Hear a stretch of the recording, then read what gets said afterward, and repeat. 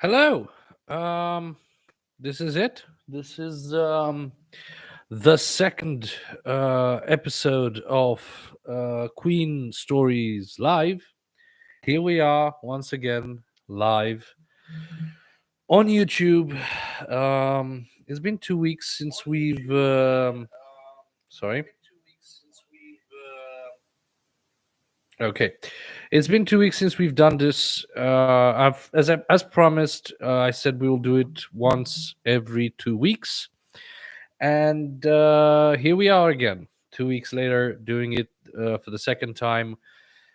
Um, we're gonna talk about whatever you want to talk about. We're gonna relax and unwind. It's Friday. Happy Friday to everybody, and I hope you had a good week.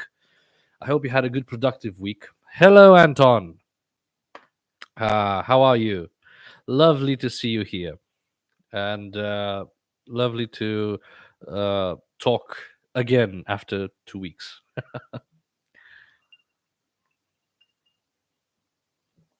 I'm glad you're fine, and I hope you had a wonderful week. Um, oh, hello, Hammett. More interview of Freddie and Queen, please. Yes. I'm going to explain a little bit about how I will post videos from now on. I'm trying to make it a little bit more organized in terms of how I'm going to post videos. But yes, there will be more interviews of Freddie and Queen. And actually, as you might have seen, I did post a video of the interview that Freddie did in '85 with David Wigg. So that is the last video I posted, and there will be more. Also, what I wanted to talk to you about on this one, I'd like your input on some new Queen videos that I'll be posting. So any requests of videos that you want me to do, or you want to see, or any requests for the Queen story series in which we tell a story about Queen, it's more it's gonna be welcomed here.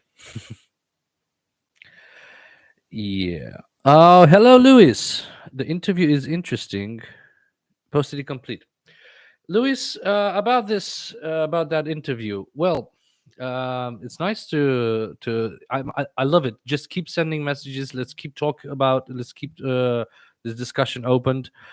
Um, and yeah, that interview is. Sorry, I just received a message.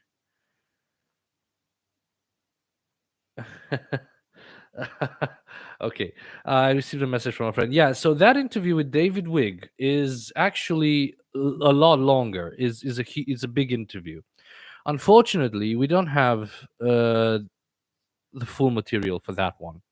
We have about what I think there are 18 minutes or 20 minutes of audio, but that's very heavily edited. And we have about, I don't know, I think another 20 minutes of video, and that is heavily edited as well. So there's no source for the full interview.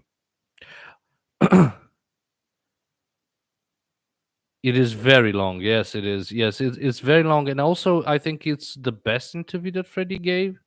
I don't know if you think he gave a better interview than this, like a more in-depth interview. Name it, and I'll take a look at it if I haven't seen it or heard it. But I think that one is the most revealing one. David Wigg was a great friend of Freddie. Yes, he was. He actually was, and he met Freddie in '76 after the Hyde Park concert, and he went backstage after the concert ended, and Freddie was fuming. He was very, I think he was very angry that he thought that the concert didn't go well, and David just didn't see that. I think he didn't thought the concert. I think he genuinely thought the concert was good, and they met and they started talking, and Freddie was very distrusting in terms of journalists, but he really trusted David, and that's a good thing because he gave David the most telling, um, intimate details of his life.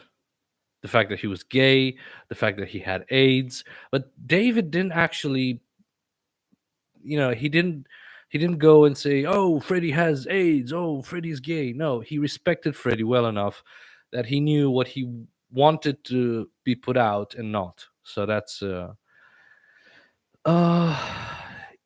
yeah. Okay, so the last songs are created with Udio, all full. Yeah, I recommend listen Spirit of Hope.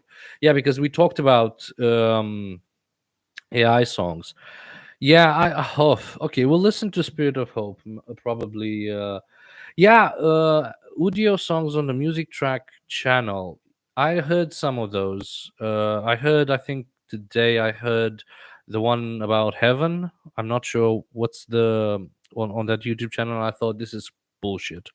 I think it was good vocally. It tried to mimic Freddie's solo period sound, but the lyrics were crap. I mean, they were bullshit.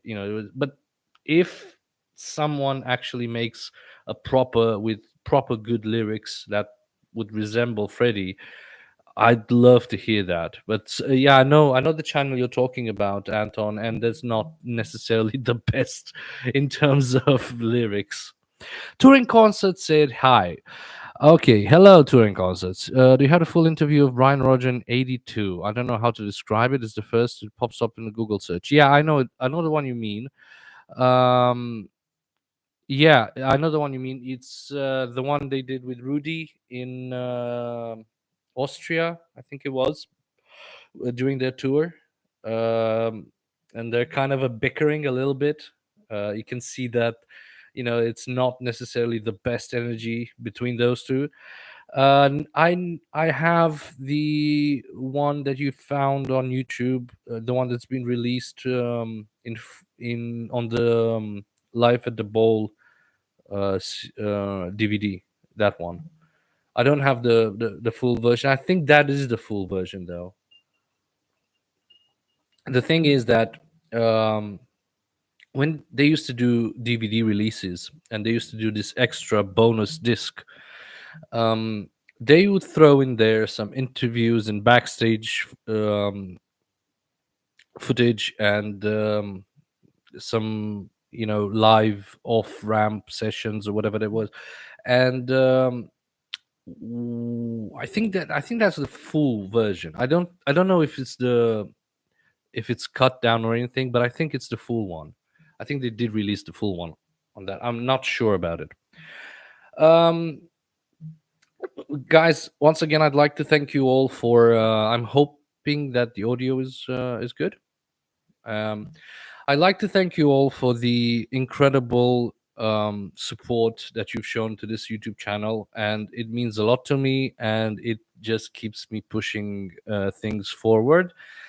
And first things first, what I'd like to do is I'd like to thank the people who donated on Buy Me a Coffee. Joy, Joy, Joy 360 donated, and I'd like to thank him, and Brooke as well. He was very nice, and he said a few good, nice things about the documentary, about the Brian May documentary. So again, thank you very much for your support. Actually, your support helps me um, keep creating videos for this, because this is a hobby, of course. But I will continue and I will carry on. So again, if you'd like to support me, you can find the Buy Me a Coffee link, or you can drop a thank you on the videos that I do.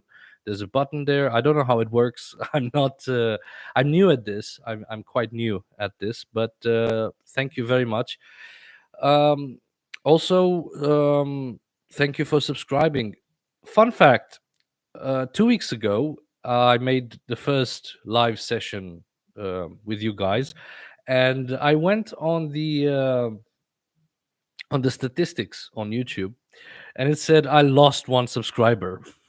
Thanks to that video, I ended up losing one subscriber.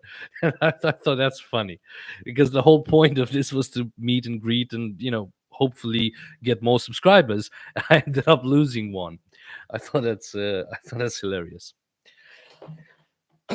So, what I've been doing for the past 2 weeks, I haven't been posting so much on YouTube. Granted, that's true, but I started to do a little bit of research for the John Deacon documentary that's been coming up, and I found some unbelievably interesting audio interviews. They are so nice. They're from the 70s period. I'm not gonna say what they are. I'm not gonna say um, the year, but I'm gonna say that it is interesting. It is very exciting, and believe me, it's coming together incredibly interesting. I think this is going to be a very good piece of media for Queen fans to consume. And my um I should say my intention is not to do a very, oh, John was a dark horse, John didn't say a lot.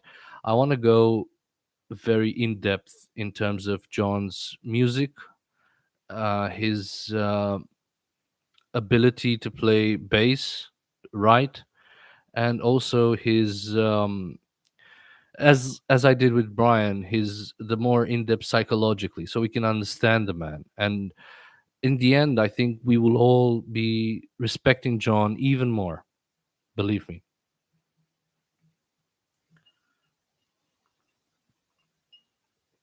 So yeah, it is going to be a good documentary. I'm hoping to release it by October.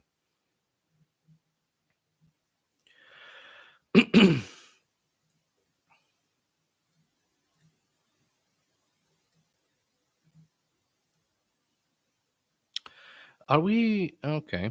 Good. So, in other terms, I'd like to pick your brain on something. I'd like to ask you, fellas, and boys and girls, cats and kittens, as John Lennon would say, what would you like the next episode of Queen Stories to be about? Because this is, I have a few ideas. I do have a few ideas, but I'd like to pick your brain and I'd like to see what you guys are interested in.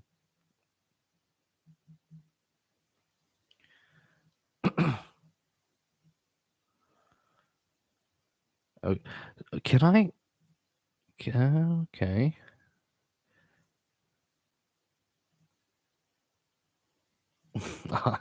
Okay. I was playing around with the chat a little bit.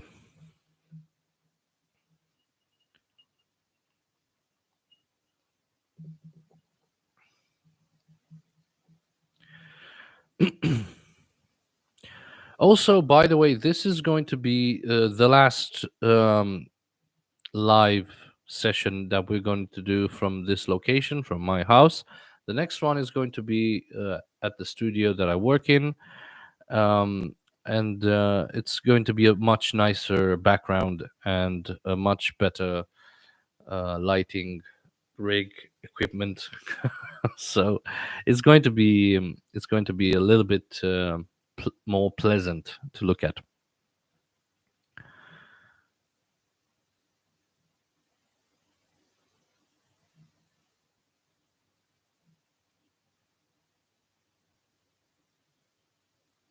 So yeah, if you like to, let's talk, let's unwind, and let's have ourselves a good time.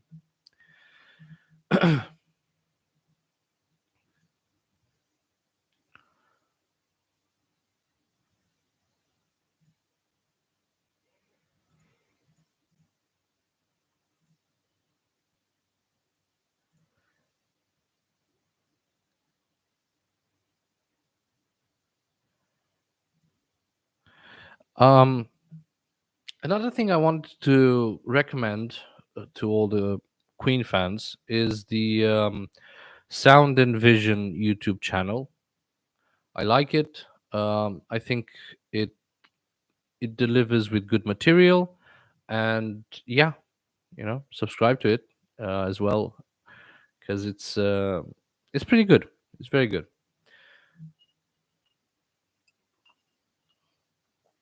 Okay, moving on. So I think we should start. Maybe we should. Yeah. Okay. We're gonna wait for a little bit longer for more people to join us, and then I'm going to start talking about some of the topics that I chose for this live session. But also, you can propose topics as well. I am not in my best mood. It's been a full week. It's been a full week. I've been to the Untold Music Festival. I've had my ankle sprayed. Yeah, it was very swollen. Just yesterday, it was very swollen. I tried playing football and it didn't work. Um, yeah, it's been a full 2 weeks, and that's why basically I couldn't do any Queen posting on this YouTube channel. But there will be videos to come. Don't worry about it. We will post more interviews with Queen and Freddie, and also I'm not going to do any John specific material because I'm saving that for the documentary. Uh, Hi, I discovered Sound and Vision just recently. I found out good things there. Yes. Hello, Zankel. I'm hoping that I'm pronouncing it well. Yeah. Although there were a lot of things out there that I've seen on that YouTube channel, but it still is interesting. It still is a good YouTube channel. I still like it. Um, Another thing I wanted to tell again, and I'm gonna say it every time I'm talking to you. I'm gonna say this.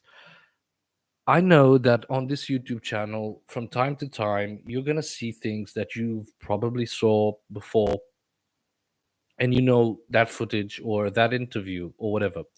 I know. Be patient, because from time to time I'll be uploading this kind of interviews or footages, because I want this YouTube channel to be the go-to for every Queen fan. It doesn't matter if you know it or not. I want you to find it on this YouTube channel. I want you to be able to go through a shitload of Queen material in hopefully good quality, and or both audio and video.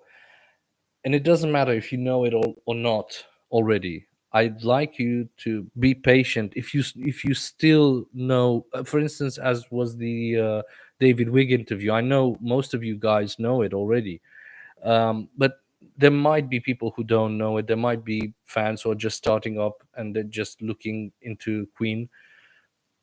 I want them to find that as well. So from time to time, there are going to be things you might know. Be patient, because good things are coming to this YouTube channel. Let me just pour myself another whiskey over here, because we need to unwind. It's Friday, and I'm hoping you'll get a drink as well, because you've earned it.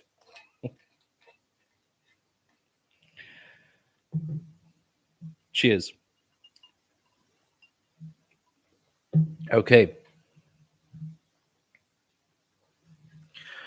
Good. So the first topic I'd like to talk about is Queen Live. Okay. Let us talk a little bit about their best concert and their worst concert. Okay. Let's talk about funny stories of Queen live, and let's talk about basically. When I'm saying Queen live, I mean 1971, 1986. Um, I'm not that familiar with the Paul Rogers period or the Queen and Adam Lambert period. So, if you have a story, if you have what's your favorite? Basically, okay, what's your favorite Queen concert? And try not to say Wembley or Live Aid. I know, because I'm actually a little bit frustrated that Wembley was heavily overdubbed. It's I think the pre-overdub version is way better. If you haven't listened to it, I recommend you do. It's on YouTube. There are a few songs on YouTube pre-overdub, and it just sounds it sounds better. I think Roger's snare is better. The mix is better. We can hear John a lot more. So I think, I'm sorry, but Wembley is not, in my books, one of the best concerts that Queen did. Um, but I'd like to hear your opinion as well.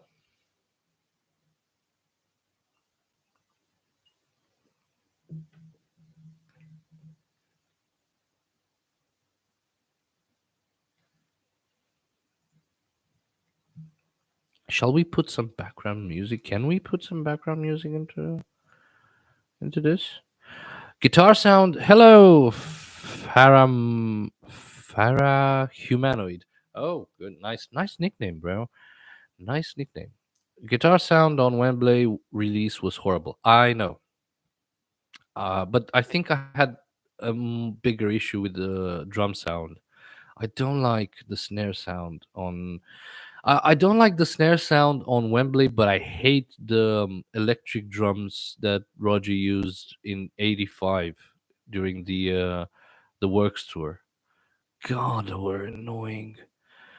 I hated them. I much rather prefer the Wembley ones, but um, the ones that he used during the Works tour was just whoa. I don't know why. I'm so glad he dropped it 1 year later, or not even one. I think 6 months later he dropped those. But Alarm Bites the Dust sounded horribly. I know, and I want to break free. I can remember listening to that electric drum sound. The snare was I think the snare was. He used it anyway. It was really, really bad. I'm glad people agree with this because, oh god, it makes me not want to listen to those those live performances. Although Freddie had some very good live performances during the 85, 84, 85, because of that drum sound is just terrible. And also, yeah, I think the guitar sound on Wembley was a little bad. Um, they did Freddie's voice quite well because Freddie was he wasn't in his best vocal shape. We know that, but I hate the fact that they chose to bury John's bass into the mix. I think he did some fabulous things during the Wembley shows, and yeah, not a lot of people can hear it because of that mix. That's why I listen to the pre-overdubbed version. Let's see if I can actually put some background music because I'd like to.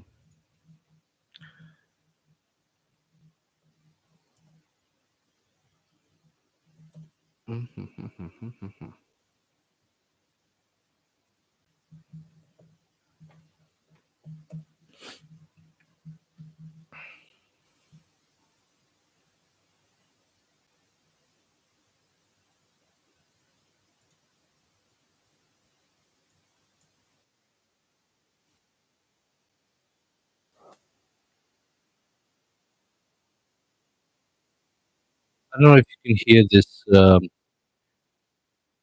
background music. I'm not sure you can. Anyway, I think Queen delivered their best show on July 14th. Okay, this is a very specific show. Yeah. Oh, is it the one in? Let's search it up. Let's see what that one is. I think I know this. Was that in Saint Paul? Is that the one you're referring to? But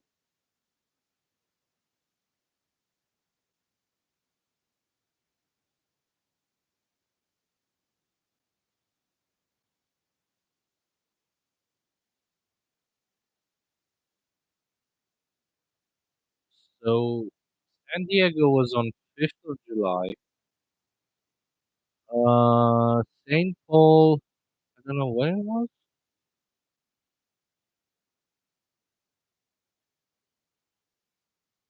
Oakland was on 30th of July. So I think it was Oakland. I don't think they went anywhere else before.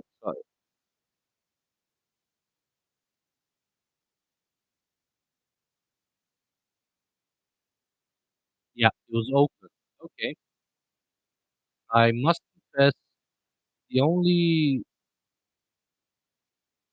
the only one I know from there is the version of "Need Your Loving Tonight."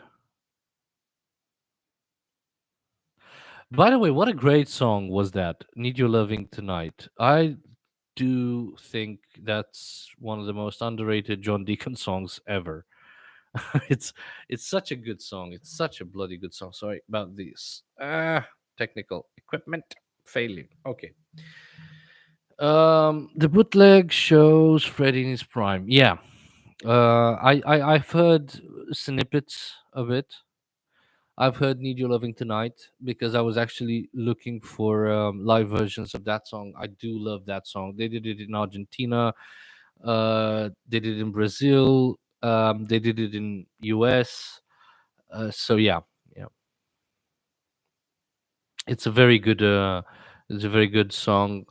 And as far as I can remember, it was not a bad, not a bad night for Freddie. The one in Oakland.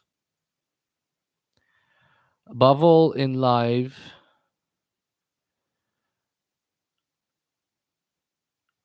"I Need Your Loving Tonight" is amazing. I know, Louis. I know. It's a good song. It's a great song, actually. John wrote this song, and I remember listening for the first time the song, and I thought, "Wow, what a nice, nice little deep cut over there, hidden gem." And then I listened to the live versions, and I thought, "Boy, it's a if I was live seeing them live on a concert, that song would really get me up and dance." You know?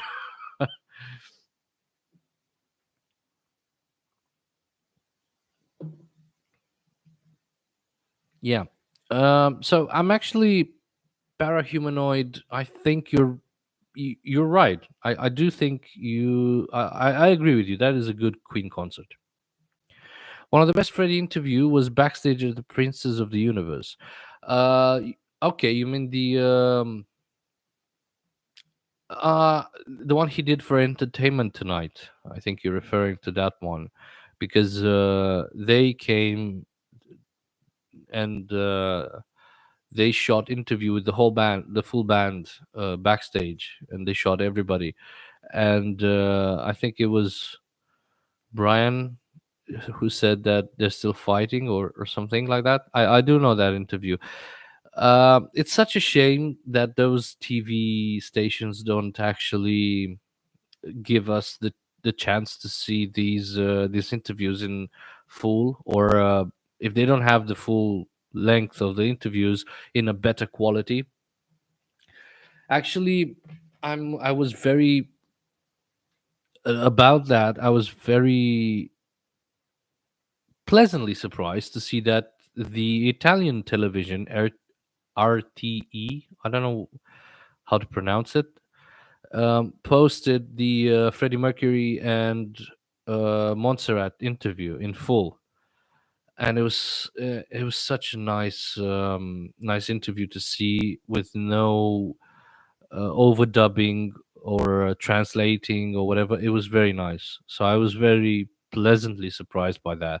I think if more TV stations would do that, it would be amazing, because they do own history, and if they have the chance, they should digitize and release those in full, or at least give them to people who are doing documentaries about those subjects, because there is a lot of material out there filmed by TV stations that maybe saw the light of day once or twice, and then nothing more, and they're in very poor quality. So Entertainment Tonight was in 82, White Jacket, Prince of the Universe, given the set of the shooting. Yeah, but I'm still thinking that was, yep.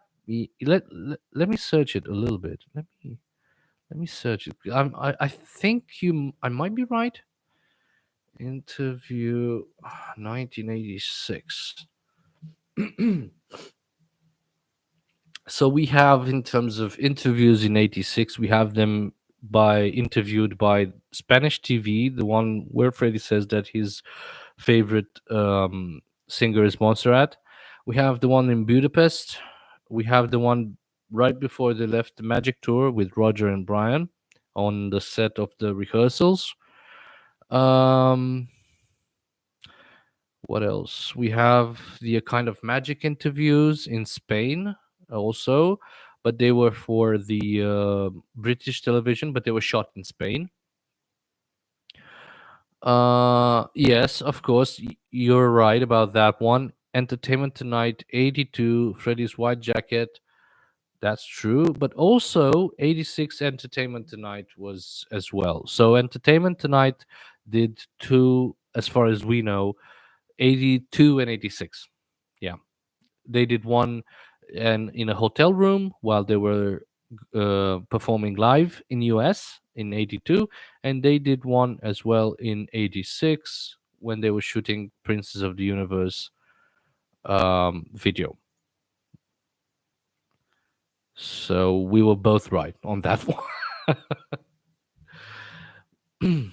Should we see that one? Do you want to watch that interview? Come on, let's have a little. Let's have a little. Let's see.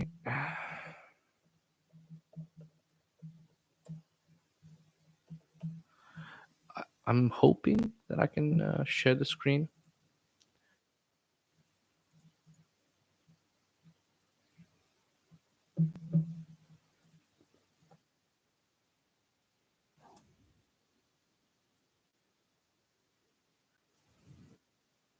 Let me see if I can share the screen. How do I do that? How do I share screen? Yeah. Again, I'm actually not necessarily in the best technology. Um, okay, so here we are. Build yourself a monster, really, and so now you can sort of, abide by it. So I think the challenge is actually just staying up there with all the new groups coming up and all that. So I think that's the challenge. Kind of restored our faith in each other, I think, and in the group, because we felt like even without all the fancy trimmings, the lights, and the show that we normally have, we could just go on and we could still come up with the goods, kind of thing. And it was a good feeling, kind of shot in the arm, like you're saying. Oh, we argue over everything, music, albums, politics, anything. The color of the sky.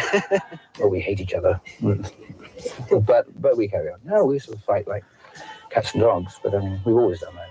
I'm not saying that we sort of like completely hate each other, but it's just that there are fights, and but we're not breaking up. We're still here. Well, why aren't you breaking up? Because we like it. We like being Queen, actually. Yeah. Nobody gets their own way. Nobody's totally happy, but there is a certain something which happens. I think there's a sort of electricity that builds up because it's a proper group. I think I'm very proud of it, really. I think you always like your newest work best, but I think it's some of our best work, and definitely the songwriting is some of the strongest that we've done. As you get older, do you yourself find it more difficult to perform? I shall on be stage? doing it in a wheelchair, dear. Don't you worry. Lovely interview. I think it's uh um I, there is so much more from that interview. I still believe the TV stations have so much more footage, but of course I don't think we'll ever see the light of day because they probably threw it away. Another thing which I thought was interesting, and it was a very well used technique during the 80s and 70s probably. I don't know if only in Britain, but there was this thing when somebody was being interviewed. The journalist who was conducting the interview would ask the question, and the person being interviewed would respond. And then what happened was, at the end of the interview, when the star or whatever left the interview, they would turn the camera around and they would actually make the journalist ask the questions again, so they could shoot them and they can do this edit. But it always seemed fake to me. If you don't have two cameras during the interview, don't bother giving me your point of view. Just keep the voice, and I don't care much about the host doing the interview. If you don't have two cameras, forget about it. But it's one of the things which I noticed with a lot of interviews during the 80s and probably 70s, that they would shoot the interviewer asking the questions and then they would do the edit. Maybe some TV channels have the archives. I don't know. I'm hoping they do. They have it re-recorded on. Remember, they lost moon landing original footage just because they reused it for something. I know. I know. Most of the times, because it was shot on tape, they would reuse it. So they would shoot over it. Funny thing is that our good friend, and again, I'd like to send my regards to him because he's been a very good friend of mine, Sike. He was actually one of the people who was going to TV stations and saying, do you have any Queen materials that you shot when Queen came to your town or whatever? And some of them would have it. Some of them would have, like, if not interviews, they would have like sometimes the beginning of the concert and the ending of the concert. So they would shoot those and they would stitch it together for the newsreel or whatever. So yeah, as it happens in Sydney with Queen, they shot the concert. They shot, I think, Radio Gaga in Sydney on Countdown. That was the name of the TV show. Hello, Andrea. Thank you for joining. So basically, I don't know how many TV stations still have the footages from those days. Some of them might be taped over. Remember, BBC actually did lose or tape over the 74 Top of the Pops performance. The only reason we still have it is because somebody at home recorded it during those days. It was a really rare thing to own a video recorder, and somebody actually owned one and recorded that performance. And 40 years later or whatever, it was released into the public. Lucky us, I guess. But yeah, I think Entertainment Tonight, that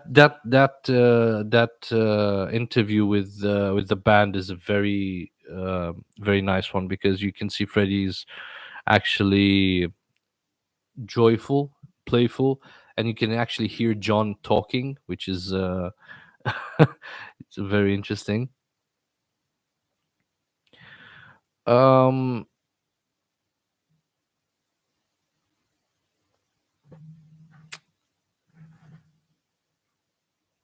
Yeah, it's very interesting to see in terms of and I'm gonna be a little bit I'm not gonna be modest here by saying that I'm googling Queen interview, and sometimes what I'm seeing is old videos of mine that used to be posted on my old other YouTube channels. It's funny. And I know they're mine because some of them have Zippo plastered all over them. Yeah. Let's see what else we can we can discuss, and maybe we could. By the way, tell me if please do tell me if you were able to properly see the Entertainment Tonight interview, both visually and audio. If everything was okay, we can do we can repeat that, and we can see other things as well on YouTube, very interesting things. And also, coming up, there will be a pool for you people to actually get to name the next John Deacon documentary. You, I'm saying it now here, but next week I'm doing a poll on this YouTube channel, and I'm letting you guys give the name for the next documentary, which will be about John Deacon. So if you have ideas, write them here, and also you can write them in the pool when it'll be posted next week. I want you all to be part of this YouTube channel and part of this creative process. So I'm trying to get you involved in it, and together we can actually make this community grow. And this is the key word, I guess, community.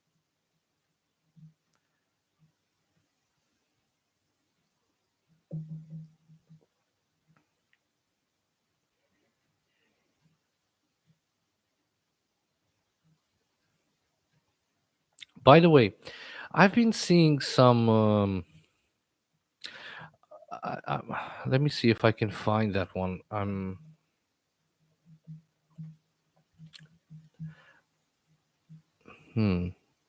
There are some YouTube channels out there. There are how do I clickbait, sensationalism, shit posting. I don't know how to name it, but I'll explain it to you in a second if I can just find the video and the YouTube channel that I'm thinking about.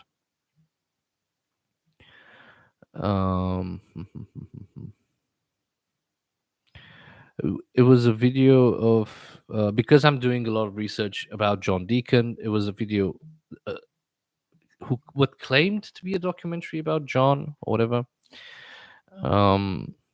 But it was really, you can see by the title there was clickbait, and it was just stupid. But if I can find that bloody YouTube channel. Oh yeah, okay. It's called At 72, John Deacon finally confirms the dark truth. Unseen footage. It's called Ultra Discovery, apparently, the YouTube channel. And it's just so bad. At 72, John Deacon reveals the truth. And the actual thumbnail says, "It ruined my life." God damn it, man. Just don't fall for that. I'm begging you, people, don't fall and don't click on those kind of thumbnails, because they're only clickbait and they're only sensationalism. And let's not get them to have views. Let's not help them to have views, because it's such a rubbish thing to do. It shows no respect for anyone, especially the person in the video, and especially for you who are doing the who are basically clicking on it and looking at it. So don't, just don't. Fuck off. But yeah, as I said, I did discover a lot of John Deacon material, which you will find extremely interesting to hear. Things I had not known they existed. I've seen some footage that I knew, but boy, I heard some great interviews with John while I was doing the research for this documentary. Video, I don't think there are many. I don't think there's anything in terms of interviews that we don't already know, that we don't already have on YouTube, that we don't already basically has been used, because it's not there aren't many anyway. So most of them have been used. but hopefully, if they are put in the right context, you'll find them more enjoyable. I don't know.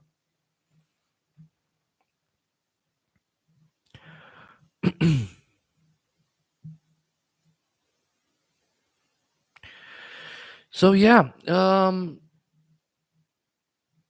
let's see. Let's see a little bit.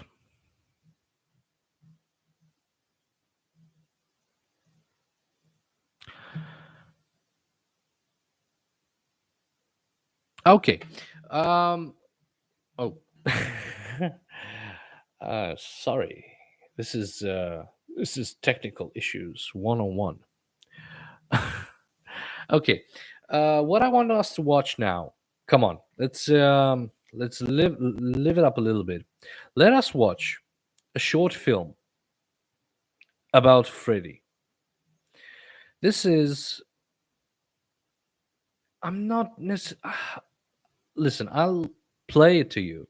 This is actually an independent short movie about Freddie Mercury. And I want us to watch it and then discuss it and then analyze it and then see what could have been done better.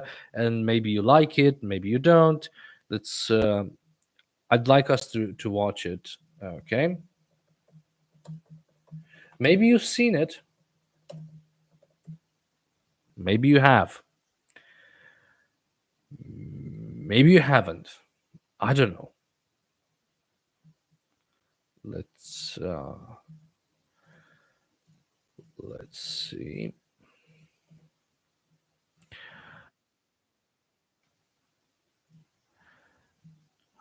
Okay. Hopefully everything will go down smoothly and there won't be any issues in terms of quality or audio or video.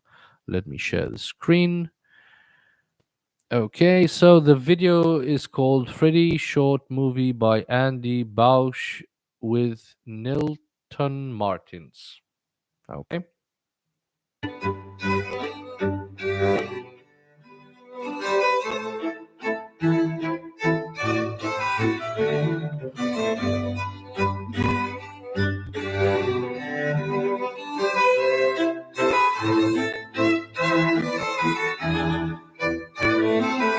It's called Freddy. Okay.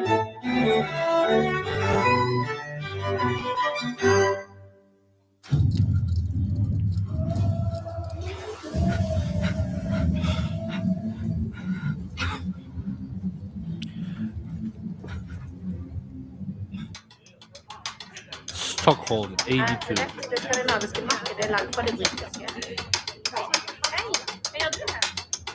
That's supposed to be Roger over there, okay.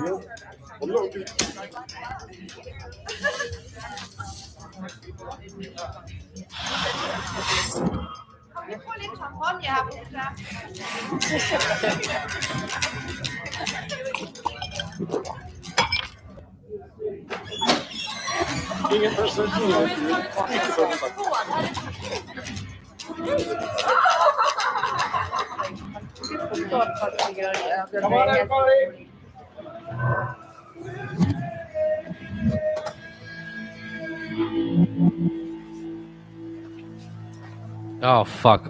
You guys, can you guys actually see this? My screen is black. Oh fucking hell! Fucking hell! Nobody can actually see the. Oh, so sorry, guys. How the hell do I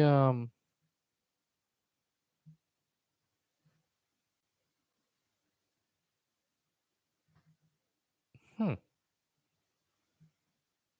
Okay, that is weird. That is a little weird. Okay, maybe maybe we can go back a little bit.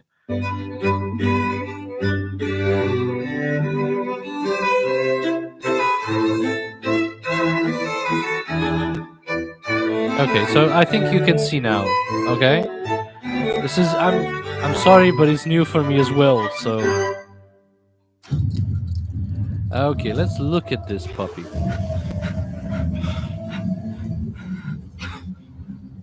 I'm so sorry for the black screen.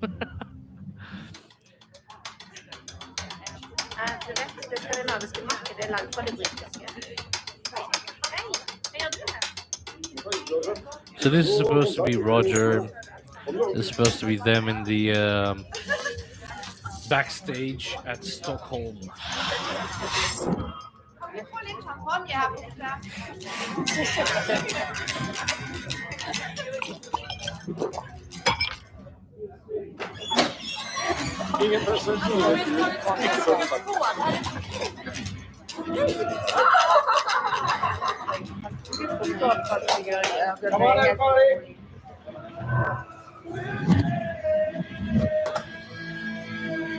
Oh god, that's supposed to be John.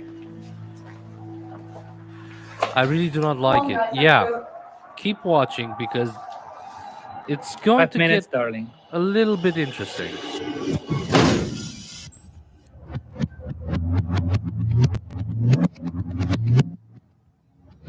Basically, what I wanted you to see, I wanted to get your opinion about it.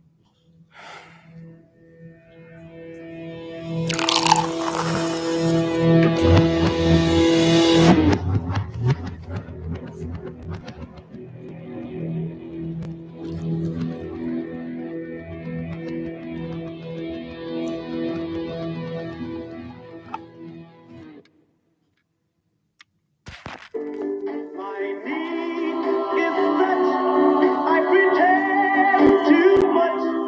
I'm lonely, even though one can tell. Oh, yeah, I'm the great pretender. Boy, I'm up for one expect to play the game. But tomorrow we'll shake, we'll shake, we'll shake, we'll shake, we'll shake, we'll shake, we'll shake.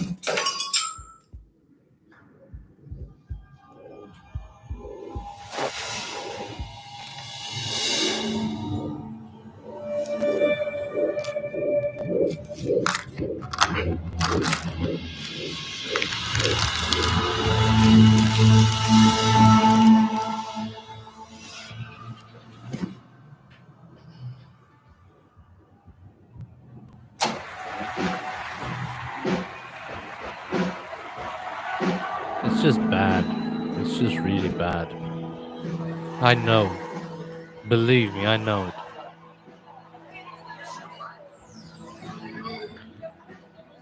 I understand the fact that it's an independent short film, but it's really bad.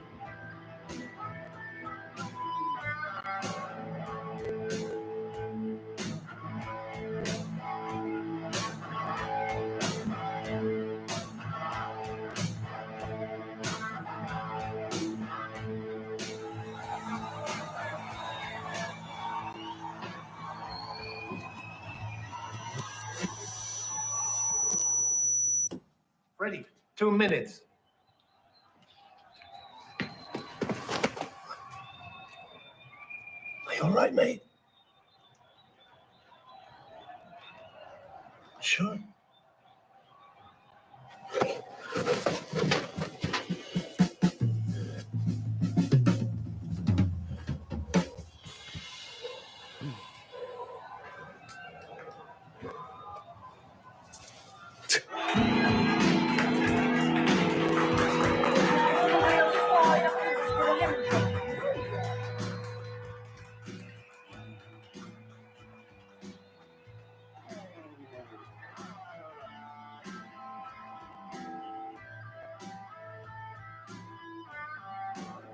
Okay, so the reason why I wanted to show you this was not, in my opinion, this was not a good movie. Believe me, it was terrible, terrible.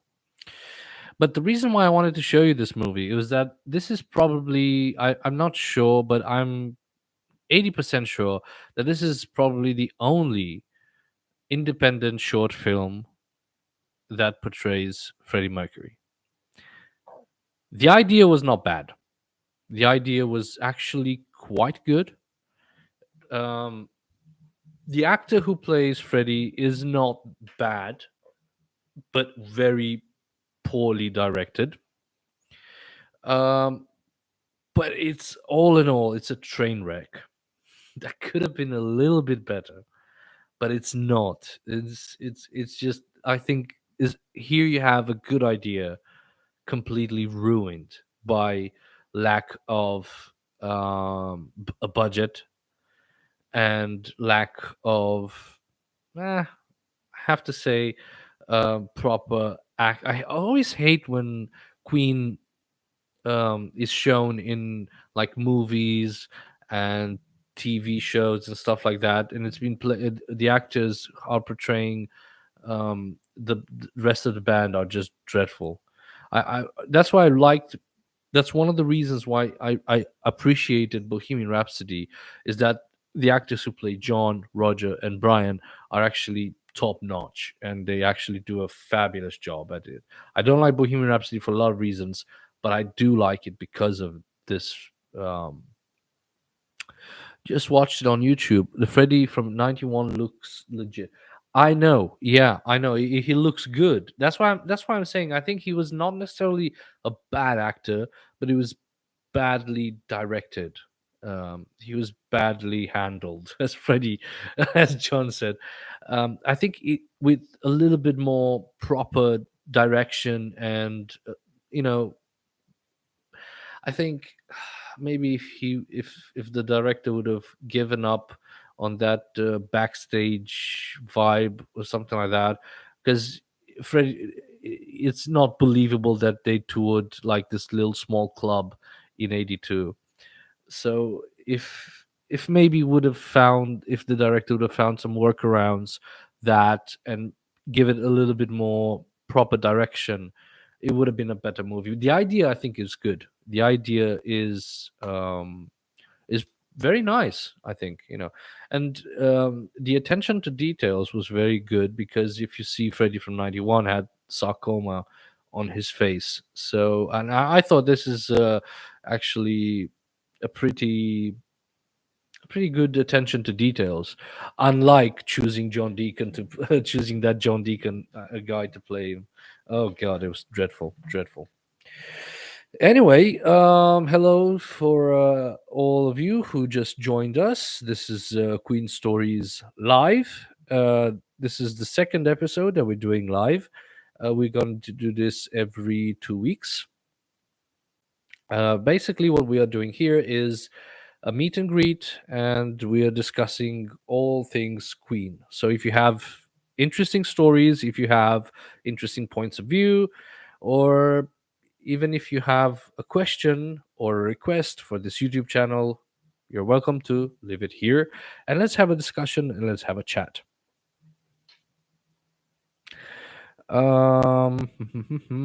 Let's see. Do you know anything, any other Queen short films? I don't know if talking about footage is. Sorry, I'm not. I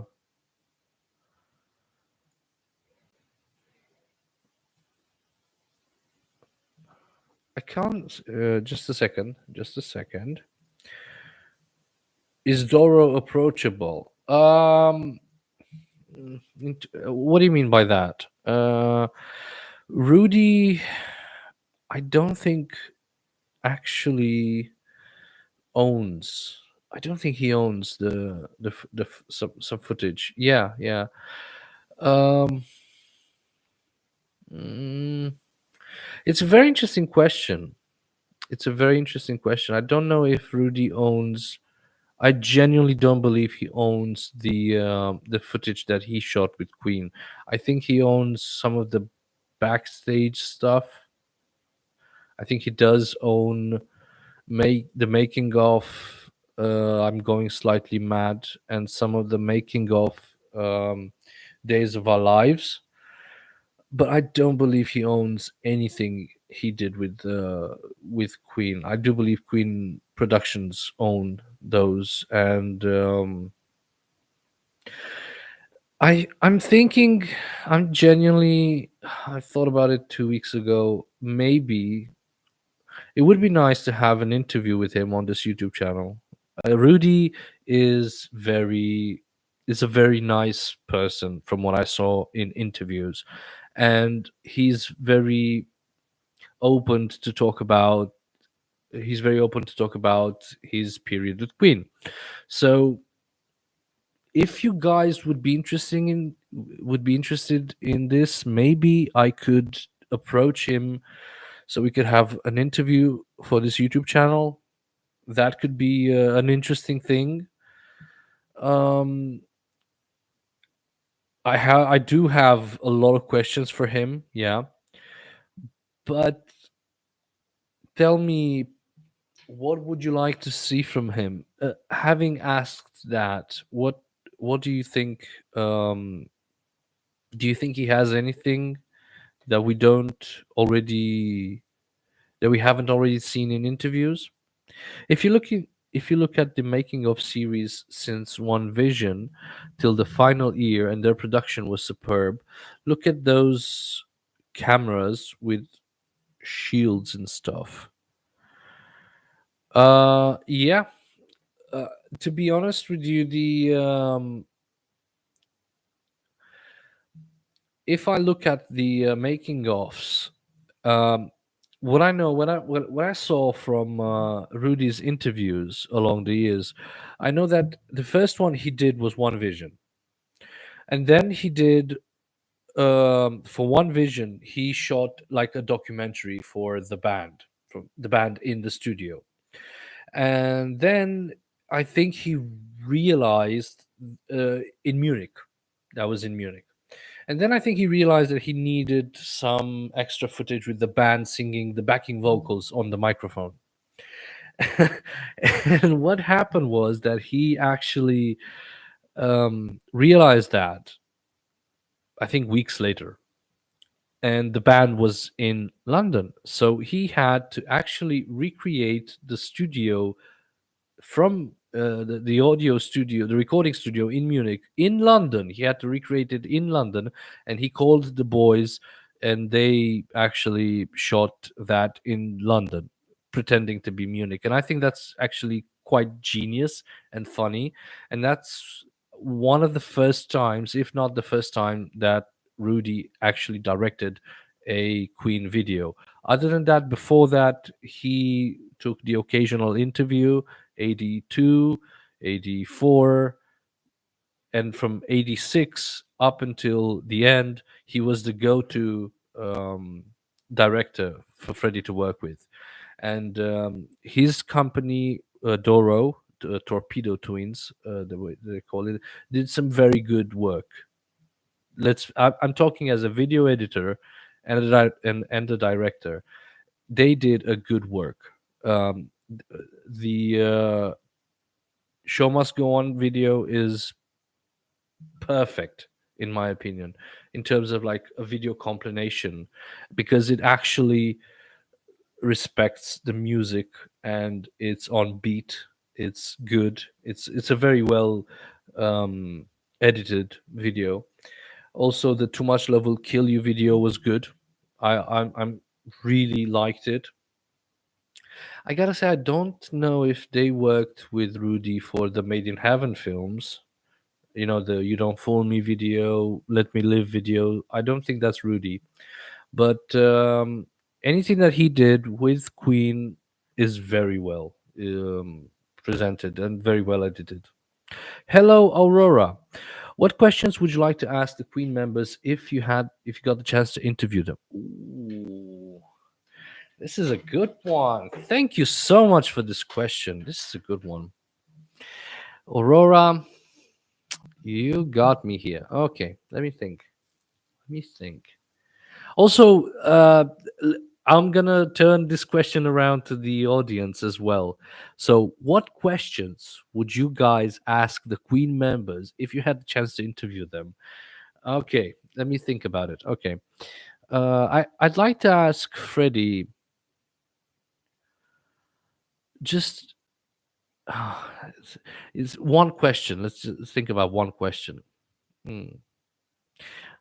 It's interesting. I'd like to pick Freddie's brain about his kind of a personal relationship life, and how he deals with disappointments and failures in terms of relationships and stuff like that. I'd really like to pick his brain on that. About with Brian, I'd like to talk to about guitar, and how anything guitar related.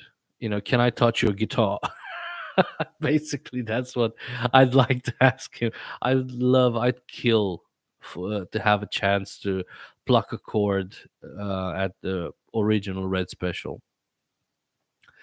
With John, I'd like to talk about how is he doing these days, and what does he think of what Queen is doing. I mean, honestly, what his opinion about what Queen is doing with the legacy, and w- if he agrees with Paul Rogers and Adam Lambert.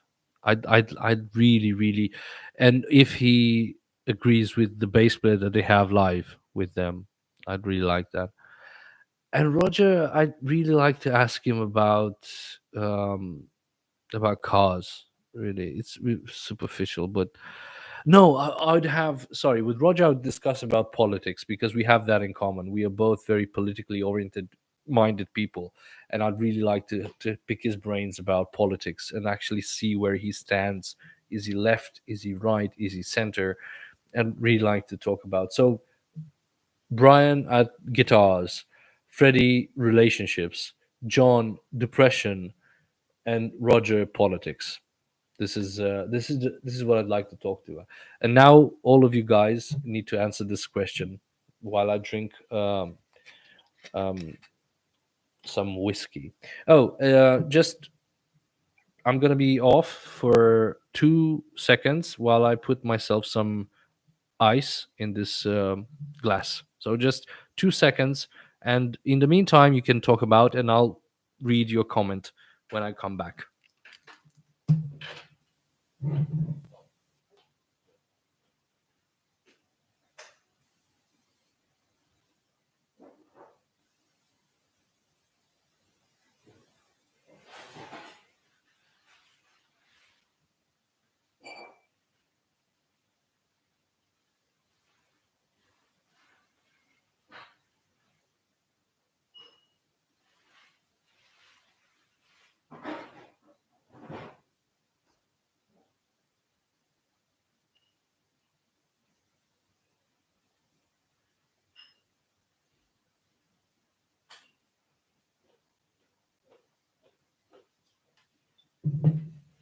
Okay, so we are back. All right.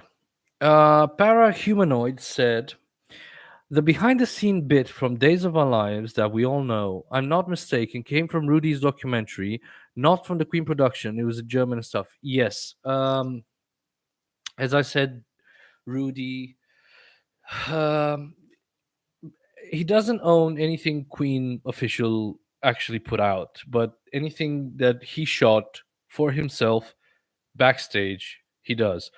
And there was a documentary in Germany or Austria, I'm not sure. It was called 40 Years Queen or the Jahre 40 Queen.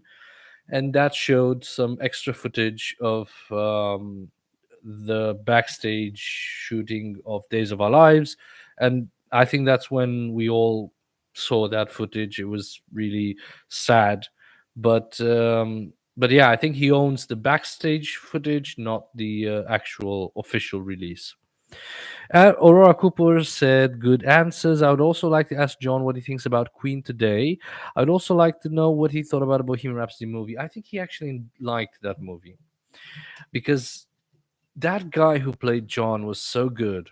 And they wrote John just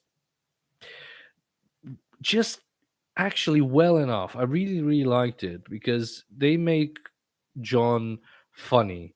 They make him kind of the tension breaker between the whole band, and that's good. I think that is very, very good. They make him lovable. They give him an extra dimension, which this was one of the good things about the Bohemian Rhapsody movie. And also, I think, I'm not sure, I might be mistaken, but I do believe that his son, John Deacon's son, was in that movie. I think his name is Lucas or something. I'm not sure, but I do believe that he was in that movie. So I think he liked the movie, probably hated the fact that the movie took some pretty nasty and tame um, artistic liberties. But I don't understand some of those.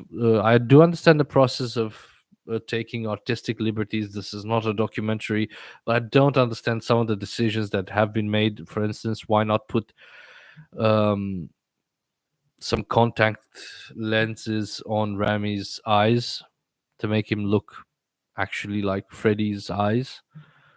I didn't get that. It was like that was so. I mean, you took the trouble to actually bring a bag of stuff that Freddy would have used and gave it to Rami, and Rami would use it or whatever, and you filled that bag with proper objects that Freddy would have had, like address book, hairbrush or whatever, and you didn't bother to actually give Rami the eye color that Freddy had. I thought that's just bad. I really, really didn't like that. I really didn't agree with that. But it's out there. It's done. Hopefully, they won't do a sequel to that one. I do hope they won't do a sequel. Please don't do a sequel to Bohemian Rhapsody.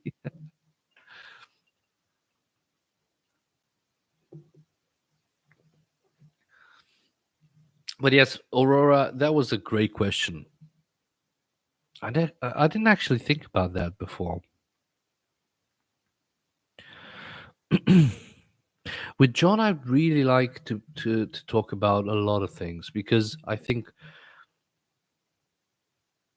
his view on on everything that happened with Queen is probably the most objective one, if you think about it, because he was the one who sat back while everybody had arguments, and he never actually said a lot in interviews. So I don't think he's gonna write a book. I don't think he's ever going to. We're ever going to um, see him on a TV station or hear him in an interview again. But we have to respect that, and we have to respect his privacy, and we have to respect his decision. He bloody earned it.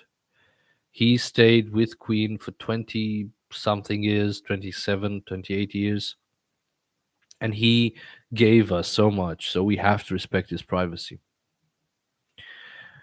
Parahumanoid said, what do you think about Queen's sound at Live Aid before it was edited for re-release?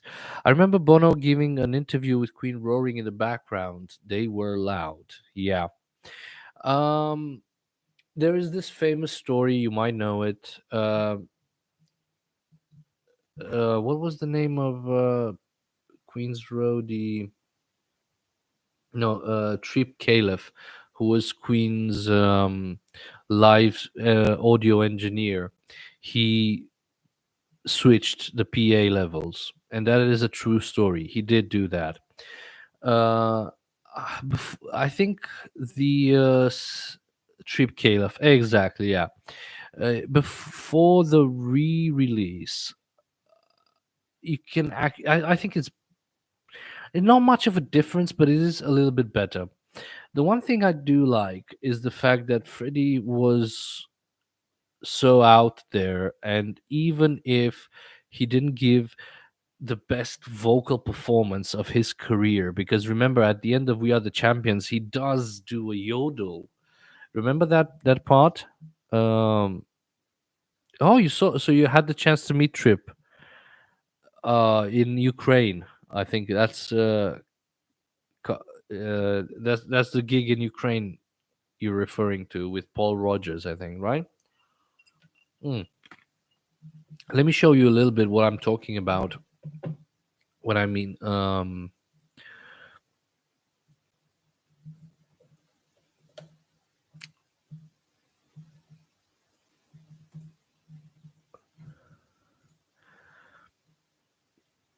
so I'm gonna share a little bit the screen here.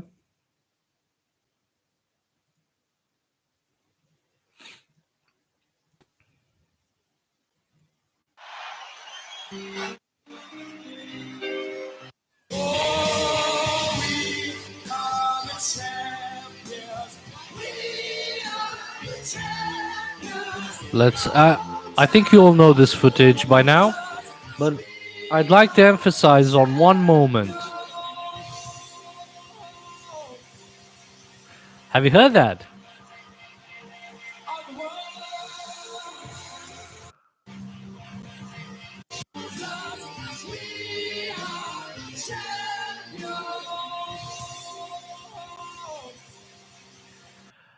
Okay.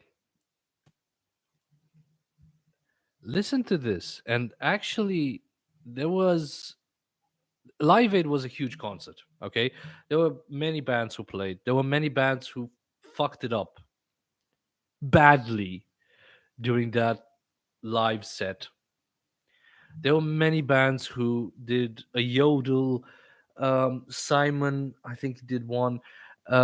Somebody dropped the mic while there were a lot of mishaps. Freddie did one too. Nobody fucking remembers that. Nobody picks up on that because he delivered the best performance in terms of like a live presence. And nobody picks up on that mistake. Nobody does. Nobody picks up on the fact that Queen actually didn't synchronize at the end of Hammer to Fall when they ended the song. They didn't synchronize. It was actually not their best bit. Nobody picks up on that. Why? Because they were so fucking good during the day. Nobody picks up on those little small mistakes particularly because they were so good. It's amazing for me. It's amazing how people actually look at Spandau Ballet or whatever it was, Duran Duran, who made mistakes during the Live Aid concerts, but Queen did as well. But nobody picks them up. Trevor losing his voice in the last verse. Yeah, I know he was actually not in good vocal shape, but fuck, he delivered a good performance during that. I don't want to even think about what was it going through his mind during that live performance. But yeah, to answer your question, Parahumanoid, I do like it more before it was edited. I do. It's because I'm a purist. You may call me a purist. You may call me whatever. I do like it more like that before it was edited.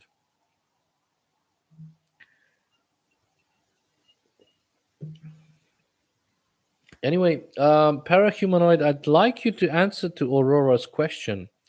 What questions would you like to ask the Queen members if you had a chance to interview them?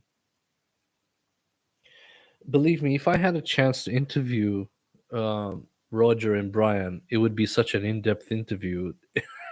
It would be.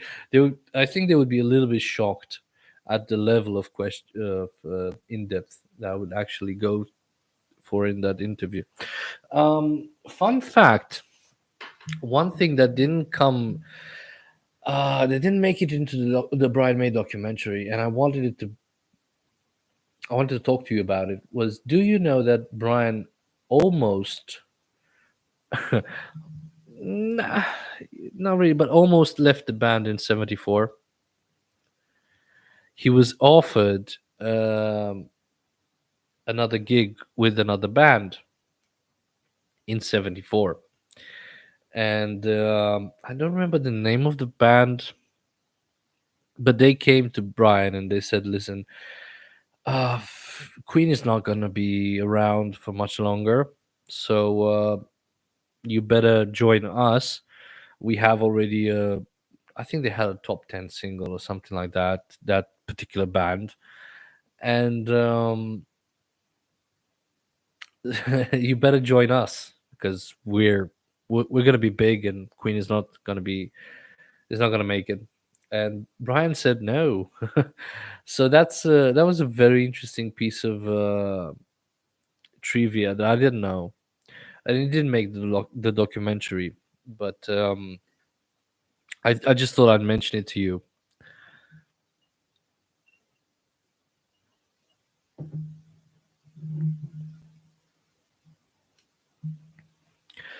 Okay, so I'm going to say the question would be, oh, okay, Parahumanoid. The question would be, who really designed your guitar? You, or was it your father? Yeah, good question for Brian. I actually saw about Brian's guitar. I always wondered why did he choose to have Burns pickups on the guitar. And then a few days ago, I saw a little newsreel from 65, I think, about Burns guitars and how they were making them, and they were becoming very popular. So I recognized those pickups, the Trisonic pickups or whatever. I don't remember what they're called. And the funny thing is that now I actually understand why he decided to use that kind of pickup for his guitar. It was very fashionable, a sound, and probably very close to what he imagined. Yeah. Okay. So now I'm gonna have to say the poetry, and I'm gonna have to give you the text, and I'm gonna have to say, once again, thank you so much for your support. It's really just the fact that you're spending your time with me here on this live broadcast, and if you're not, if you're watching it in the next day or the next few days, I am thanking you so much for doing this.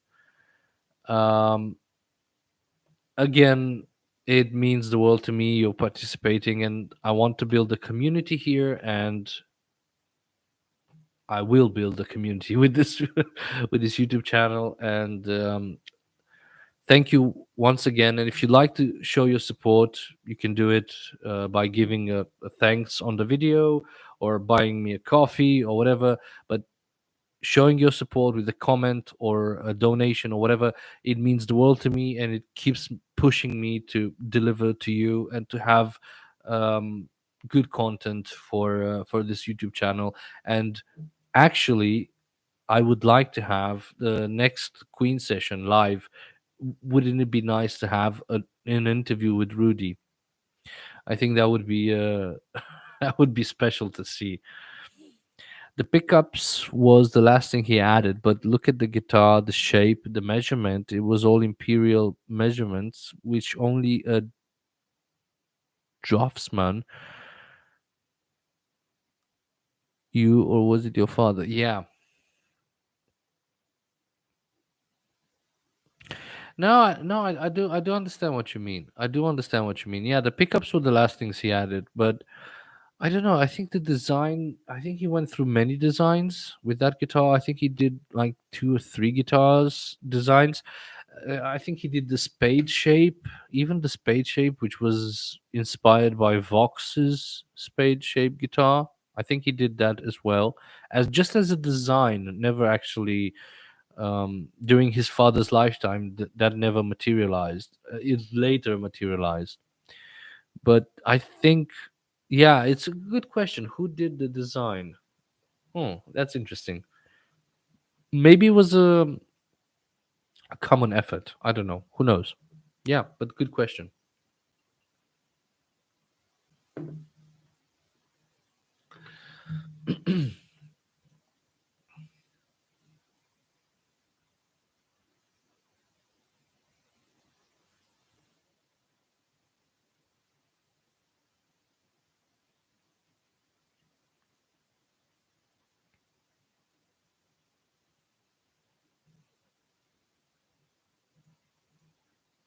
Hello, Pistachio. Welcome to. I don't think I pronounced it right. Fiasco? Fiasco. It's Fiasco. Sorry. I'm so sorry. Hello and welcome to this Queen live stream. This is all Queen stuff.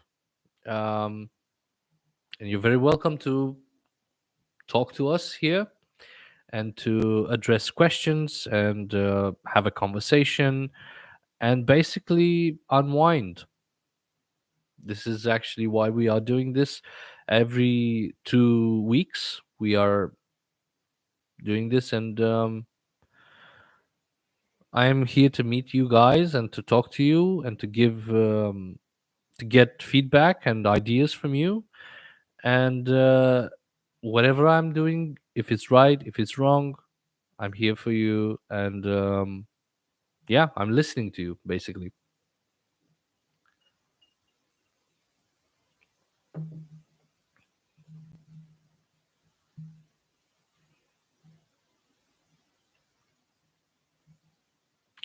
See, if I'm looking, I was actually searching for something, hmm. But I don't seem to find it.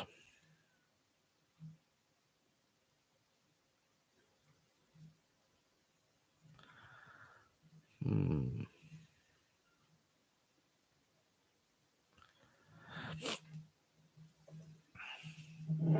Okay. So what I was searching for actually was a very, very rare piece of audio that I don't seem to find anymore. And I'm not going to say what it was. I've heard it before, but it was an audio recording of a song which Queen recorded, never released. There was no demo, but it surfaced here on YouTube. Um,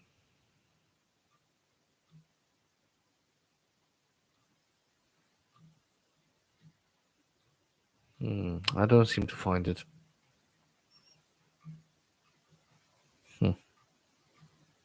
That's a shame. Anyway, I would like. Roger was also offered to join the group called Genesis. No way. Really? Really? Roger joined Genesis? I didn't know that. Wow, that is that would have been weird.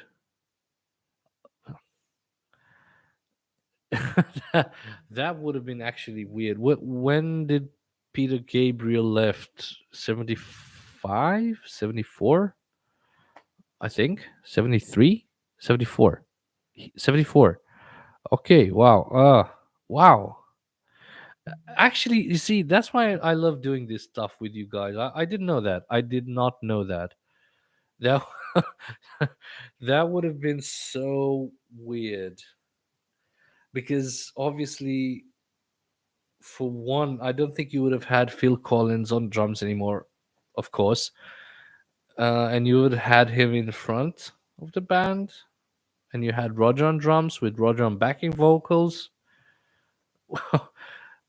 Wow, what a combination would have that been? Roger backing vocals for Phil Collins.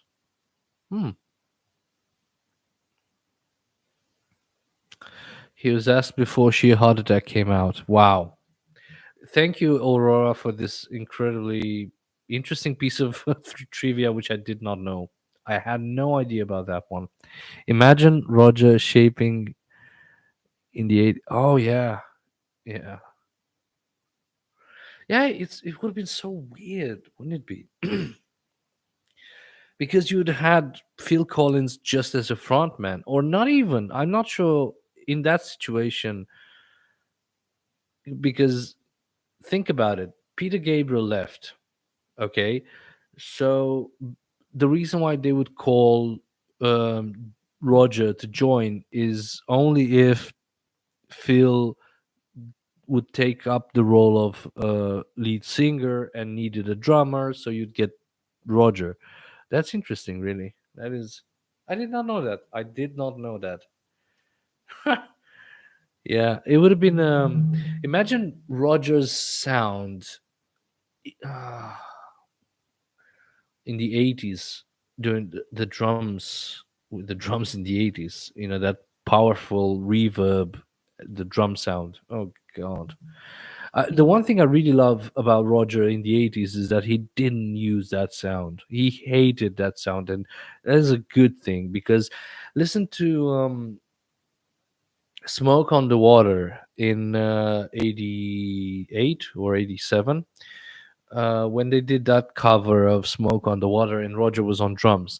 My God, that is a better drum sound than ever. I love that drum sound. I absolutely adore Roger playing. I mean, I think it's better. Of course, it's better than the original song, but Roger's drum playing is just amazing. So hopefully, if he would have joined Genesis, he wouldn't have went for that terrible drum sound of the 80s. Roger would have been flying to concerts to join Led Zeppelin Concord. Oh yeah, Roger would have been flying to the Concord to join Led Zeppelin. That would have been interesting to see. Mm. About that, my father is a huge Led Zeppelin fan, um, and um, I still don't know what he thinks about that concert, Live Aid mess. But that was not Phil Collins' fault. By far, that mess for Live Aid, that Led Zeppelin, they shit the bed. They shat the bed really badly. It's not Phil's fault. They pinned it on him. They said that's his fault, but no, they were out of it. They were really, really out of it. And I'm glad that, as you said, parahumanoid. Um, I'm glad Roger wasn't the one that was in the room, because those guys were really out of it. And how could you not be? I mean, come on, it's by that time Robert Plant was having a solo career. Jimmy Page was really flourishing as a solo artist as well. John Paul Jones, I think, was doing some very interesting recordings in terms of like, I'm not sure what he was doing, but I think, was he doing? Uh, anyway, they were both. They were all of them. They were going in separate directions, and suddenly to come back at the pressure. And I think I think Jimmy Page was really, really drunk. It's not Phil's fault.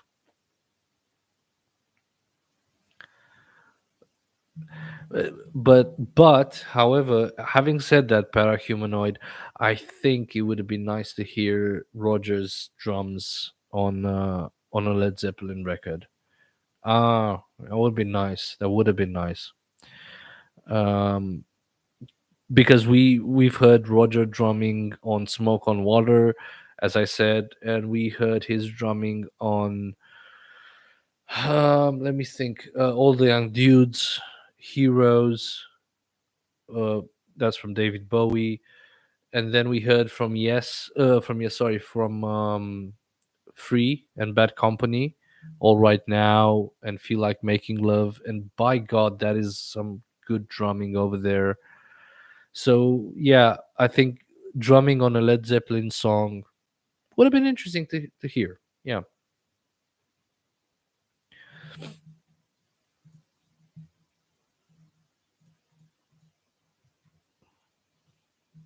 Oh, by the way, hmm, I wanted to pick your brain on something. Years ago, years ago, I heard a version of Mother Love that was very different from the official release. It was called, I think it was mislabeled as a 1991 version, and it didn't have the ending with the going back and all of that. It had a different ending and some extra vocals on it. I'm not sure, but do you know where I could find that version? It was called Mother Love 91 version, and I still cannot find it on YouTube anywhere anymore. And it was like a 5 minute version of the song. It might have been a fake demo, but it did had some extra backing vocals. If you have any idea about it, um, tell me. But it's a shame I didn't downloaded it from YouTube back in the days. But I cannot find it anywhere anymore.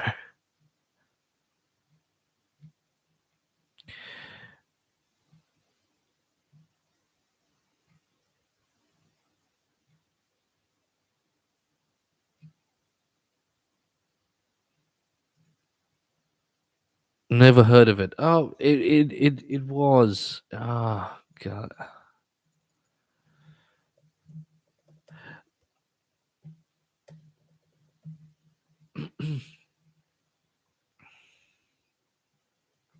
It was it's an interesting listen. It was a very interesting listen because it had some extra backing vocals.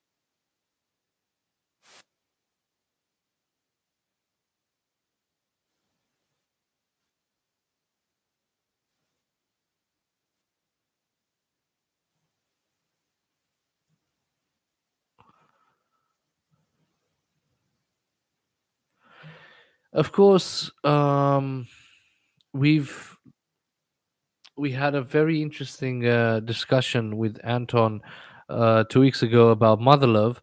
That Anton actually asked David Richards about Mother Love. Was it Anton? I think it was Anton. And he said that it was not the last Queen. It was not the last song that Freddie did in the studio.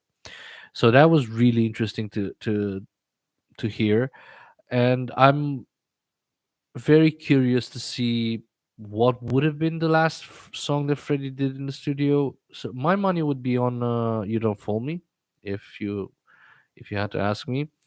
But that was a very interesting little piece of information. Either David Richards is wrong, which I don't think it was wrong, which I don't think it's necessarily a probability because a moment like that you would remember, or they actually decided to say, okay, Mother Love was the last thing that Freddie did, because Mother Love was the last moment that Brian and Freddie had in the studio.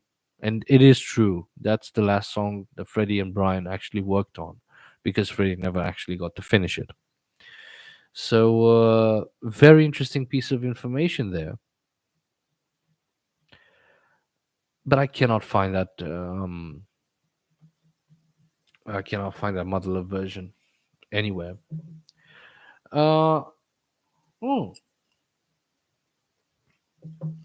In terms of rare stuff, rare Queen audio, what would be the one thing that you would like to hear? What's the rarest piece of Queen demos or unreleased songs that you would like to hear? There is a great illusion on Mother Love from a Russian singer, Zemfira. He sang some songs with Queen after Freddie died. Listen to Nobot. London. Okay, okay, I will. I will. I note duly noted. Duly noted.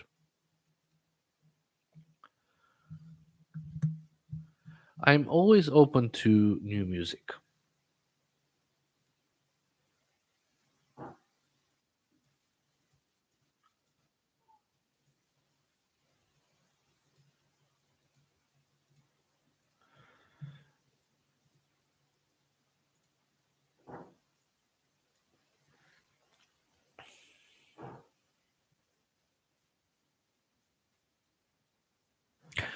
Um, Going back a little bit to the rare songs or unreleased demos and songs.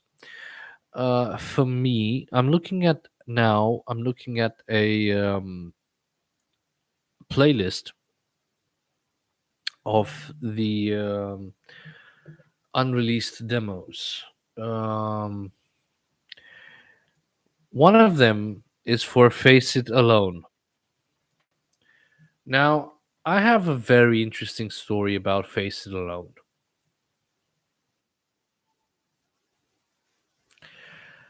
The funny story is, I'm not going to say it here so it stays on the internet for forever. We all know the demo of Face It Alone. The story is that in 2009, I think, Face It Alone um, was one of the most sought after, sorry, sought after Queen demo out there. It was very interesting because it came from the Miracle and Innuendo sessions, and it was a very interesting demo. And it's like Face It Alone. Oh my God, what is it? And we had a small snippet, as far as I can recall. And then in 2009, a guy called David Fuller, which you might remember, who had a very good YouTube channel and used to share quite interesting Queen material on YouTube, came and presented us with a full-fledged demo of that song, but it missed the middle eight. It didn't have the middle eight. Fast forward to a few years after that, a good friend of mine, I'm not going to name any names, gave me a convention recorded demo that had a middle eight, just with the middle eight. Your life is your own, you're in charge of yourself, that part.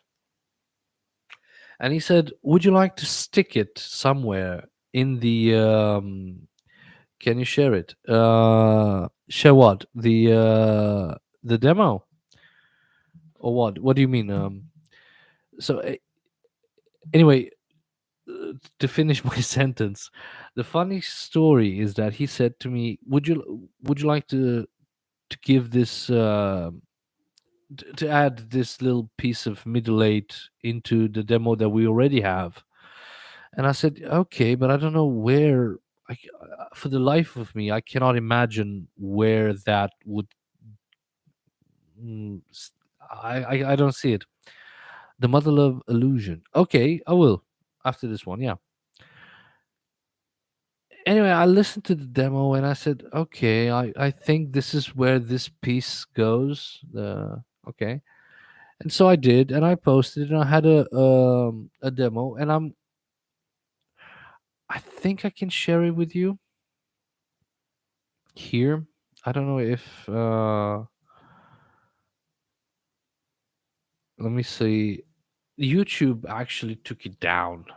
This is the reason why they took down my YouTube channel back then. Okay, this is this is the reason why I don't have official Queen Romania anymore. And yeah, I don't seem to find it. Anyway, the fact of the matter was, I actually ended up putting that middle eight exactly in the place where it should have been. And I was actually, when the full thing came out, I was actually pretty proud of the fact that I actually put it where it was. Yeah. So you say, okay. So I had to say that. I did. I have to say that. This is a great. Okay.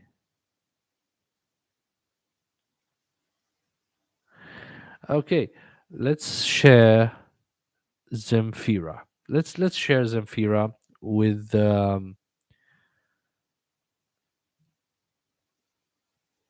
is the proper is it, am I doing is this what you actually meant?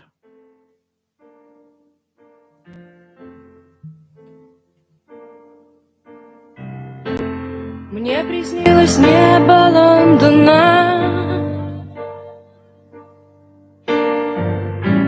В нем приснился долгий поцелуй.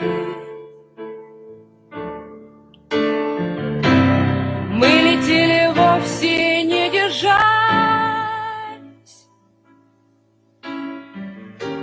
Кто же из нас первый упадет? Вдребезги на Тауэрский мост. Утром я узнаю утром, ты узнаешь позже. Этих снов дороже ничего и нет. It sounds pretty familiar. I don't know why. Таких вот звоночков я же зверь одиночка, промокнусь, свихнусь ночью, не заметит никто. Все тоже зверь одиночка, я считаю шажочки до последней до точки, побежали летать.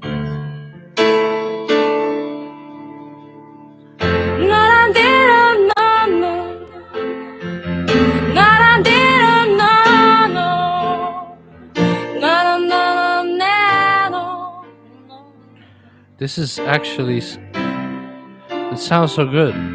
Мне приснилось небо Лондона. В нем приснился долгий поцелуй. Мы гуляли там по облакам,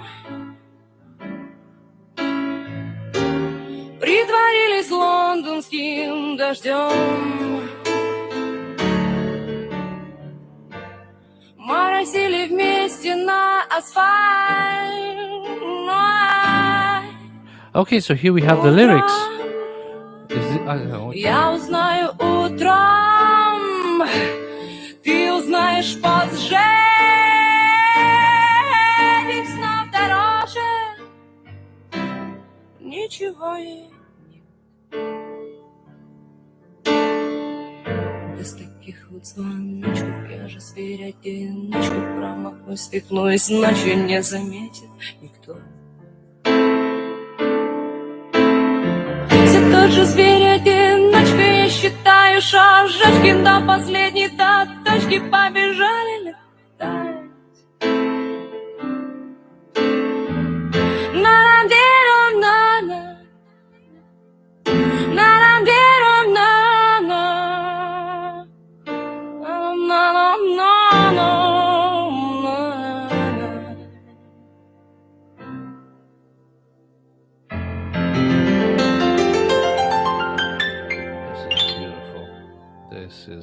This is beautiful.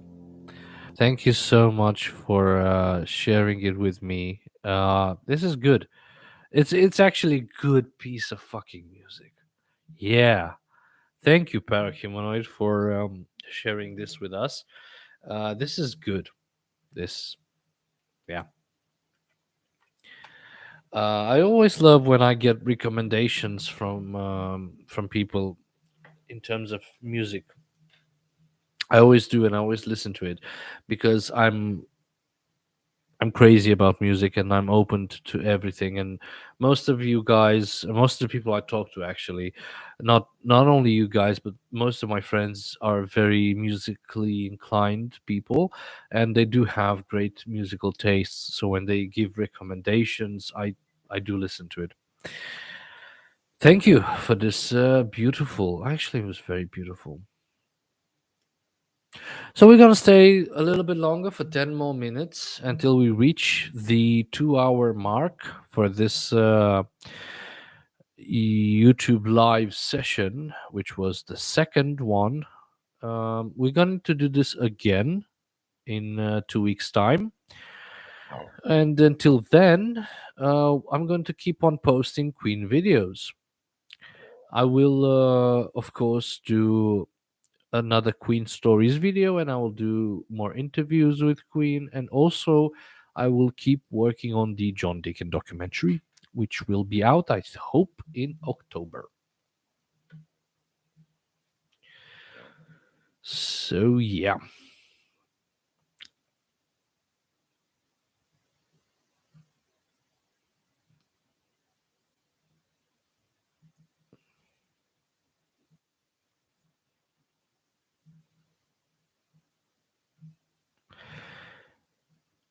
Okay, let me think about what demos can we talk about now.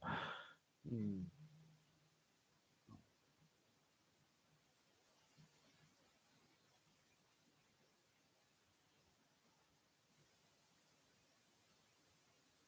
Oh yeah, this one is very interesting. Man-made Paradise, the 82 demo is a very interesting. I'm gonna share the screen now. Okay, so we have here a playlist of demos, and I'm gonna go through the ones that I do find very interesting. This is one of them, the Man-Made Paradise demo from '82. Now, what happens is Freddie wrote this song, he presented it to the band tried it, they didn't like it, Freddie used it for his solo album. He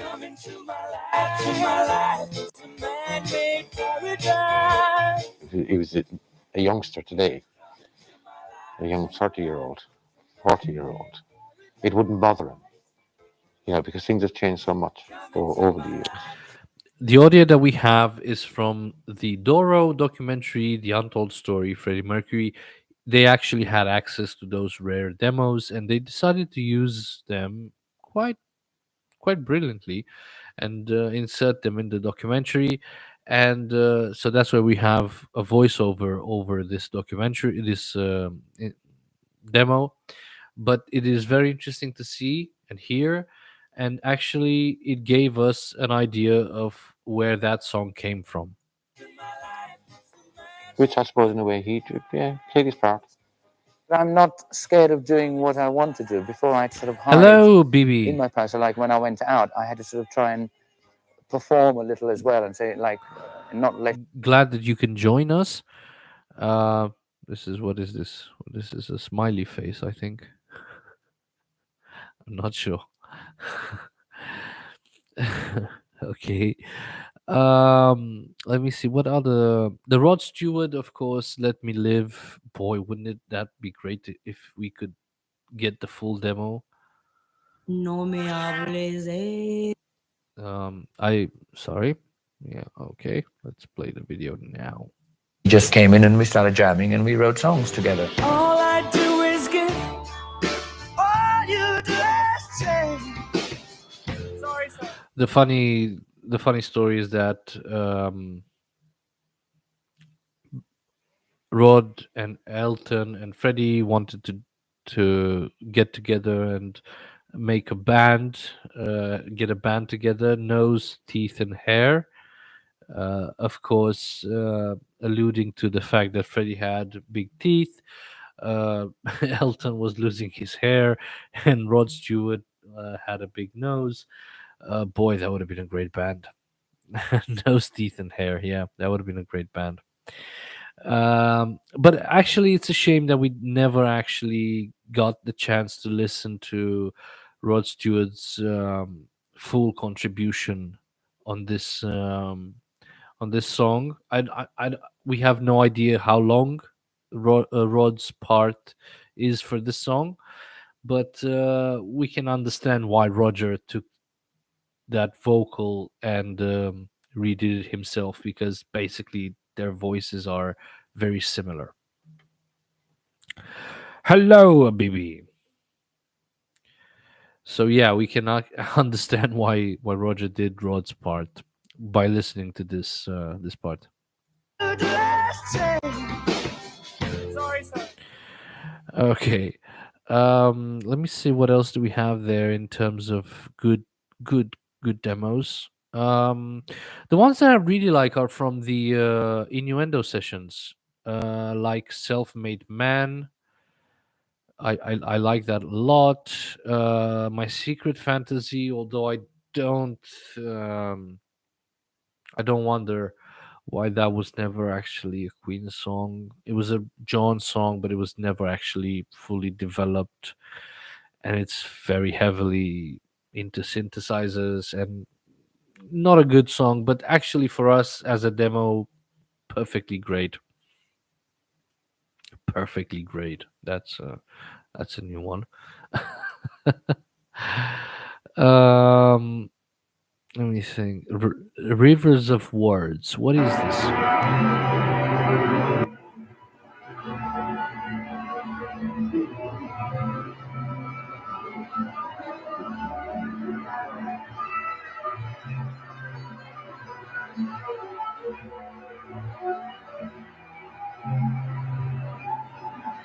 Property of Queen Productions.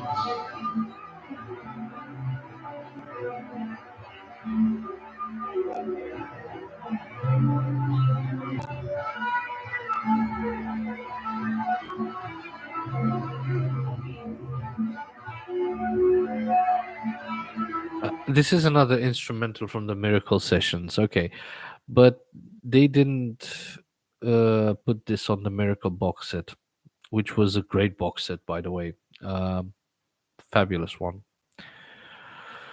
Okay, let's see, what else do we have in here? The early demo of Keep Passing Through, Keep Passing the Open Windows. Yeah, that's a good one. This is, I think, the Freddy one. Yeah, this is the Freddy version. Lovely one, lovely one.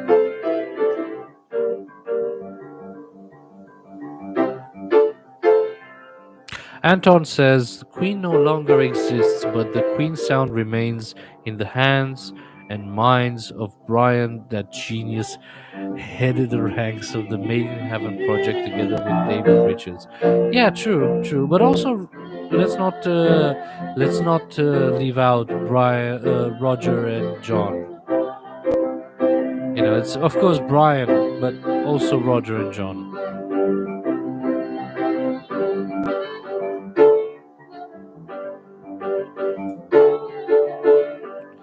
That's actually a good.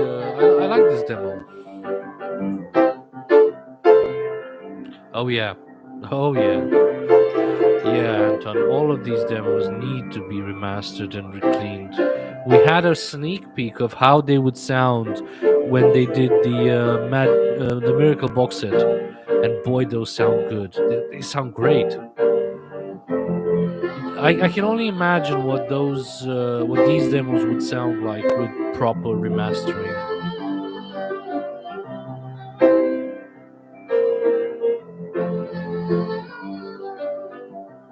Anyway, this demo evolved into this one. This is the only life for me. Surround myself in all my own fantasy. Gotta be strong and believe in yourself. Forget all the sadness, 'cause love is all you need. It's such an interesting thing to listen to. A studio outtake, a rough, incipient idea. It's nice. Just keep passing me open windows. Just believe. Just keep passing me open windows. And this is actually a good song. Let's not forget the fact that this is a fucking good song.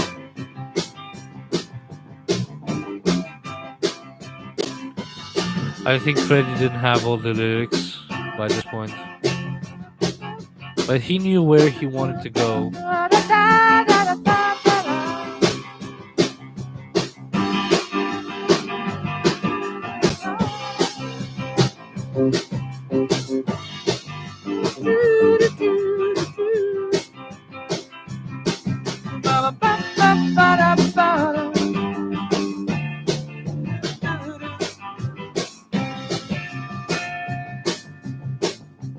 Just keep passing me open windows.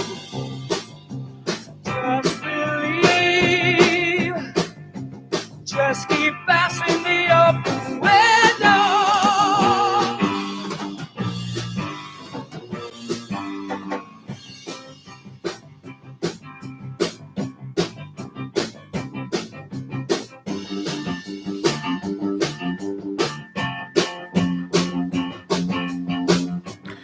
Okay, and this is from the 84 4, yeah, sessions. Okay, but there is another one I found here on YouTube. What is it? This is very interesting. Okay, this is. I'm gonna share the screen now. What? What is this?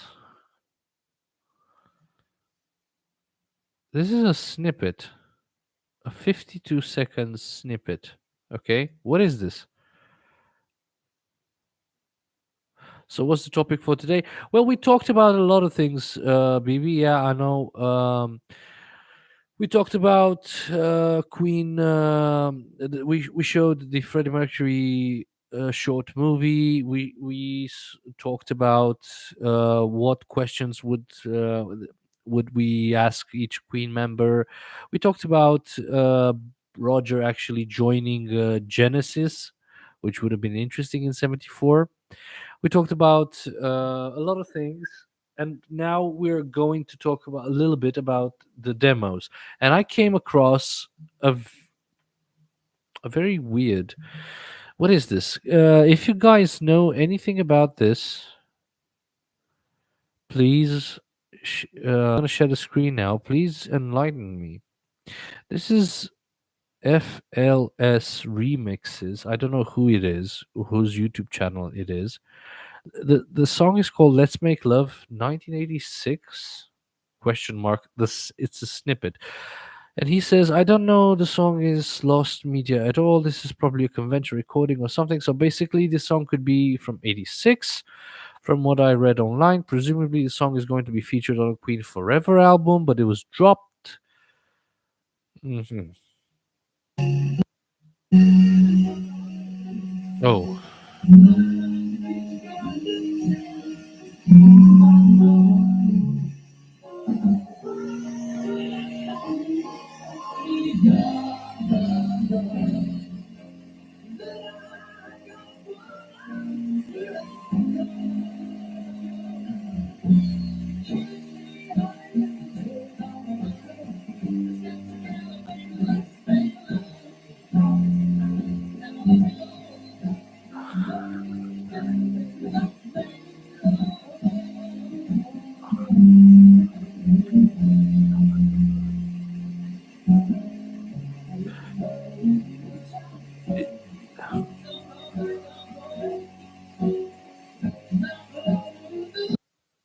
so this was it. Was the screen black all throughout the I hope you heard what I actually was trying to show you. This is actually a rare piece of. I don't think. I really don't think people heard this version, but I'm actually quite surprised that people didn't actually took more to it. It has only 300 views. As far as I know, it's very rare.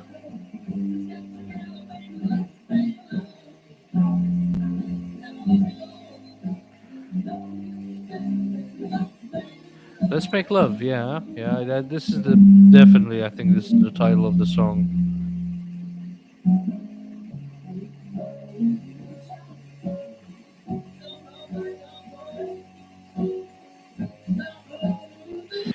Yeah, unfortunately, it cut out. It cuts out after 52 seconds. But yeah, this is a very interesting. This is a very interesting demo. Surprised that a lot of people didn't pick up on it. But yeah.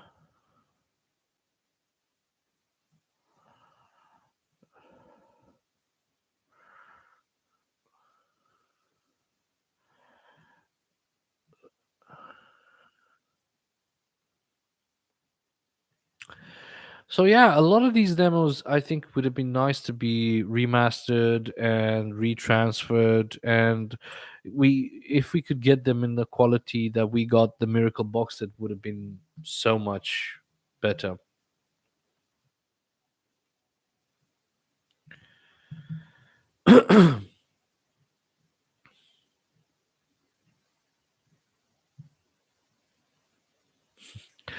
Okay, so this was we reached 2 hours for this streaming session.